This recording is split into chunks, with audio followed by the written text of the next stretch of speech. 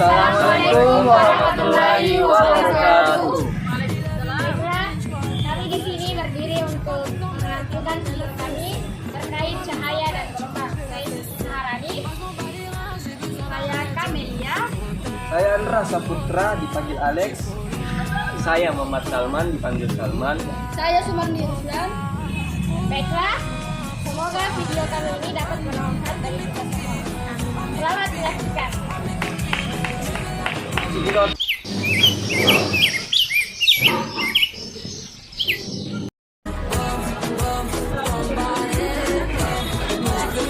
Apa tidak dibutuhkan pengalaman? Malam di Eropa, malam makan siang. Mau kita tahu kita? Iya, nonton. Berikut ini. Cikidot. Peristiwa siang dan malam dipengaruhi oleh salah satu sifat cahaya, yaitu dapat merambat lurus. Mengapa demikian? Cahaya dapat merambat lurus jika melewati suatu medium perantara yang memiliki vertikal yang sama atau setara. Medium perantara tersebut harus memiliki keterapan optik yang sama agar cahaya bisa merambat lurus. Salah satu fenomena yang bisa membuktikan bahwa cahaya dapat merambat lurus adalah matahari. Sebagai sumber cahaya terbesar di bumi yang memiliki pancaran sinar yang lurus. Pancaran sinar yang lurus inilah yang menyebabkan terjadinya siang dan malam. Karena tidak mungkin matahari dapat memancarkan sinarnya di seluruh belahan bumi. Ini mau kalau lagi bertanya satu hal ini, kenapa itu pelangi? Banyak nih, karena kan ini ada di dari yang ada di dari itu dari bayangan sehingga terbentuk pelangi. Nah, untuk mengetahui bagaimana pelangi itu muncul, tonton video berikut ini. Cikidot. Proses terjadinya pelangi dipengaruhi oleh adanya proses pembiasan cahaya, di mana proses pembiasan cahaya adalah pembelokan arah cahaya ketika melewati dua tas atau medium di mana kecepatan optiknya berbeda. Pembiasan juga dipengaruhi oleh kecepatan cahaya yang memasuki dua medium berbeda. Hal ini membuat kecepatan tersebut berubah dan menyebabkan gelombang cahaya berbelok. Cahaya yang tadinya di udara masuk ke arah sehingga cahaya membelok. Peristiwa tersebut memasuki medium berbeda, inilah yang disebut pembiasan cahaya refraktif. Contoh fenomena alam proses dari pembuatan cahaya adalah pelangi. Fenomena pelangi hadir dari cahaya putih yang terurai. Kamu mungkin sering mendengar bahwa salah satu sifat cahaya yaitu dapat diuraikan. Nah, cahaya putih sebenarnya tersusun dari bermacam warna yang juga dapat diurai dan dipecah. Inilah yang menyebabkan cahaya putih dikenal sebagai cahaya polikromatik, misalnya sinar matahari. Dikenal sebagai cahaya polikromatik sinar matahari ketika cahaya putih terurai, macam-macam warna yang muncul yaitu disebut dispersi. Dispersi adalah perbedaan indeks bias cahaya yang membuat cahaya dapat dibiaskan di suatu medium. Lalu cahaya tersebut mengeluarkan berbagai warna yang kita sebut pelangi. Itulah materi tentang cahaya yang telah dipaparkan oleh teman saya. Selanjutnya, teman saya lagi akan memaparkan materi singkat tentang gelombang. Apa sih itu gelombang? Yang kita ketahui yaitu gelombang adalah suatu getaran yang merambat dari suatu ke titik yang lainnya melalui suatu media atau ruang hampa. Ada dua jenis-jenis gelombang. Yang pertama itu jenis gelombang berdasarkan medium. Yang kedua itu jenis gelombang berdasarkan arah getarannya. Jenis gelombang berdasarkan medium termasuk yaitu pertama gelombang mekanis, yaitu jenis gelombang yang membutuhkan media perantara dalam perambatannya. Contohnya adalah gelombang di tali, gelombang air, dan gelombang bunyi. Yang kedua itu gelombang elektromagnetik, yaitu jenis gelombang yang bisa merambat walaupun tidak ada medianya.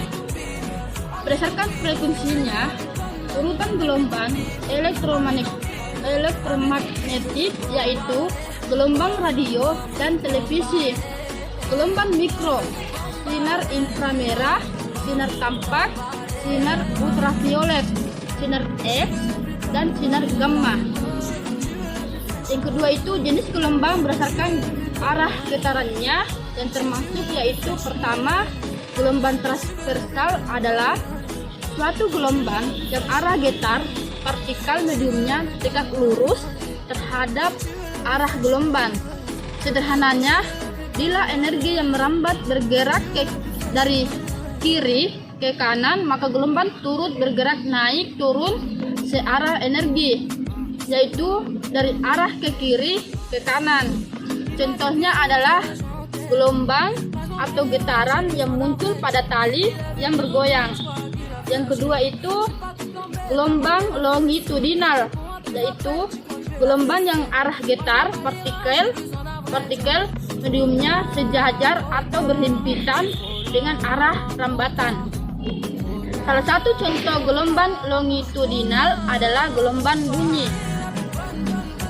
Berikutnya yaitu sifat-sifat gelombang.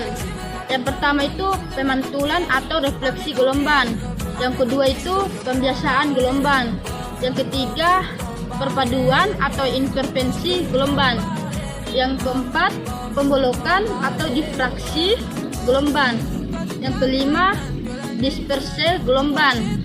Yang keenam dispolarisasi gelombang. Materi selanjutnya adalah masih tentang gelombang. Berikut ini penjelasannya.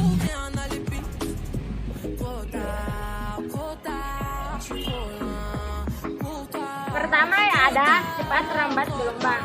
Cepat rambat gelombang adalah jarak yang ditempuh gelombang dalam waktu 1 detik atau sekon. Cepat rambat gelombang ini dilambangkan dengan V dan satuannya adalah meter per sekon. Yang kedua ada frekuensi. Frekuensi merupakan banyaknya gelombang yang dihasilkan setiap 1 detik. Simbol frekuensi adalah F. Menurut sistem satuan internasional, satuan frekuensi adalah Hz atau Hertz. Yang ketiga adalah periode. Periode adalah waktu yang dibutuhkan gelombang untuk menunggu satu panjang gelombangnya. Periode juga bisa didefinisikan sebagai waktu yang dibutuhkan gelombang untuk melakukan satu kali putaran. Periode dilambangkan dengan T. Setelah mempelajari materi tentang gelombang, yuk kita pelajari juga materi berhubungan erat dengan gelombang, yaitu bunyi. Pengertian sumber bunyi. Sumber bunyi adalah semua bentuk, benda atau hal yang dapat menghasilkan bunyi yang bisa didengar oleh manusia.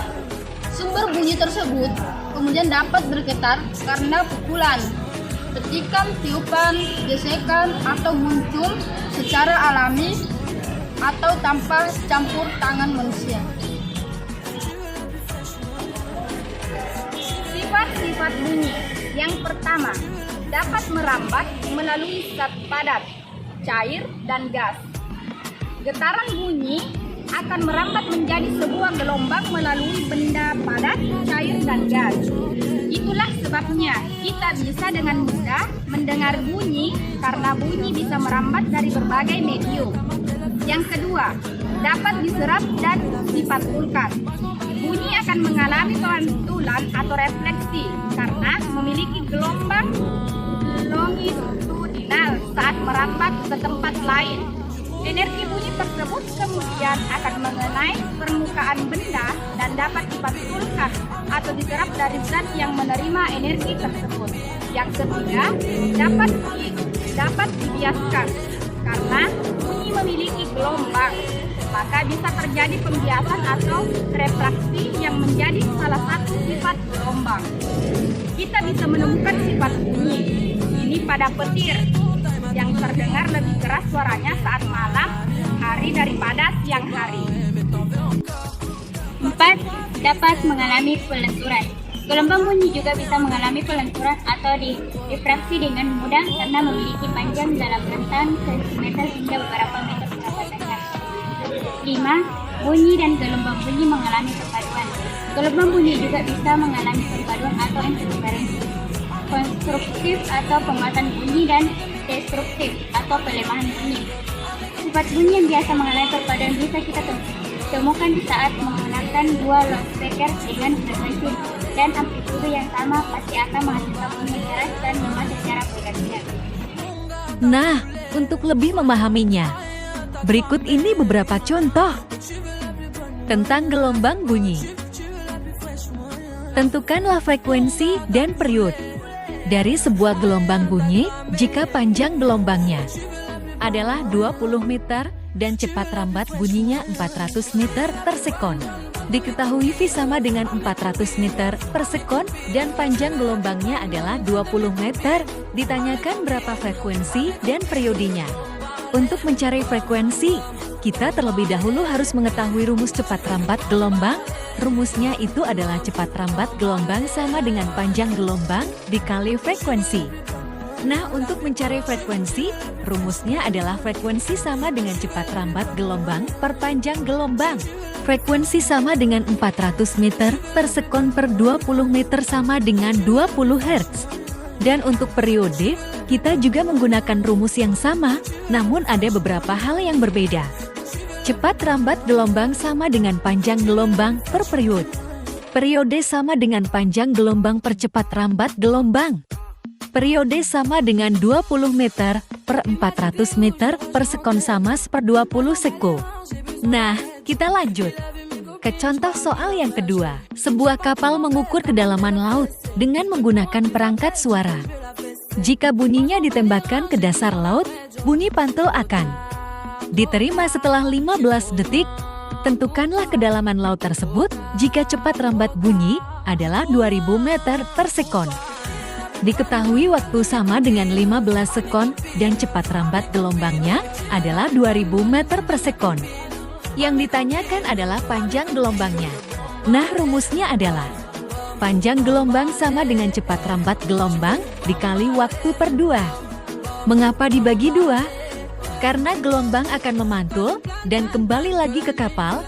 Itulah sebabnya mengapa harus dibagi dengan angka 2. Panjang gelombang sama dengan 2000 meter per sekon dikali 15 sekon per 2 sama dengan 15.000 meter.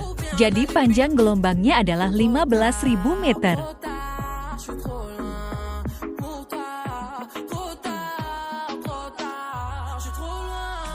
Thank you for watching.